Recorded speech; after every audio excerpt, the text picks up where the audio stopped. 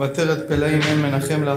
אנחנו רואים את הריחוק, ומצד שני רואים את הקירוב הגדול, את הנשמות הקדושות שרוצות כל כך את כבוד השם, צדיקים שלא אכפת להם הכבוד שלהם ולא הכיסא שלהם, אנשים קדושים בירא השם שמוסרים נפש יום ולילה לקיים את התורה מעוני, מקושי, בייסורים.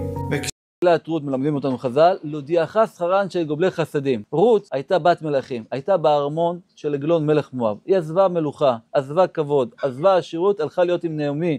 אצל נעמי הייתה ענייה. כל זאת אומרת, רות, אני אגמול חסד עם נעמי. לפעמים כשאנחנו עושים חסד אנחנו חושבים שהשני המרוויח, אבל אנחנו כביכול מפסידים. באה מגילת רות ללמד אותנו יותר מהחסד שאנחנו בעולם. אם עשית כוס נס בבוקר, יצא לך נס חזק, יצא לך נס חזק. את רוצה קצת להמתיק אותו, מה את מוסיפה?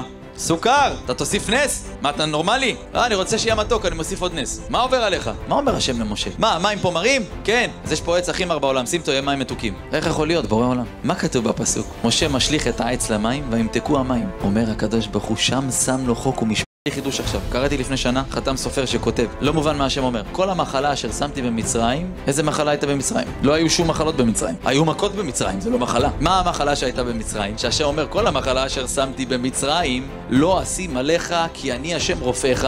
מה ההבדל בין יהודי לגוי? אומר חתם סופר, המחלה שהשם שם במצרים, הוא נעל להם את הלב, הם לא יכולים לעשות תשובה. השם הכביד את תדע שהשם יתברך ייתן לך שפע, גם אם אתה עדיין לא צדיק, אבל אתה רוצה להיות שם. אומר המשך חוכמה, תראה איזה חידוש.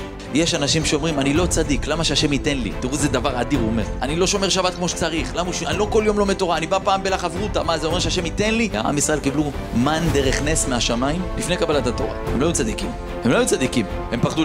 בר שילת. רב שמואל בר שילת היה לא פחות ולא יותר מגדולי האמוראים, אבל הוא היה צאצא מן הרשע. דף נ"ז עמוד ב' גיטין, הגמרא אומרת, מבני בניו של המן לימדו תורה בבני ברק. מי זה היה? זה היה הוא, רב שמואל בר שילת. הוא אומר, מי שנכנס אדר ברבים בשמחה, תשמחו, שורפים את הסבא שלי בגיהינם. אז הוא זכה, המן הרשע, שיהיה מישהו מהצאצאים של הסוד הגדול ביותר לכל מה שאדם רוצה וחפץ להשיג מהבורא ברוך הוא, להוריד עליו כוחות עליונים ברוחניות ובגשמיות, יראת שמיים. ואם יש לך יראת שמיים, אז אתה מקבל את הכל, את כל הקופה. עולם הזה, עולם הבא, נחת, פרנסה, שפע, יראת שמיים. בהרבה מקורות אתה רואה שחז"ל מדברים ומרוממים את יראת שמיים, שזה העיקר של כל העיקרים. אפילו הוא יודע את כל התורה. יראת שמיים הוא יצור אחר לחלוטין, התורה שלו נדבקת בו. היינו ילדים קטנים, ואז הגננת הביאה לנו דפים לצייר. אז לקחנו דבק וציירנו עם דבק בית ושמש, ואז היא אמרה לנו ללכת לארגז חול ולשים חול על הדף, ואז אתה מנער את הדף ורואים את הציור אותו דבר ככה. הראש שלך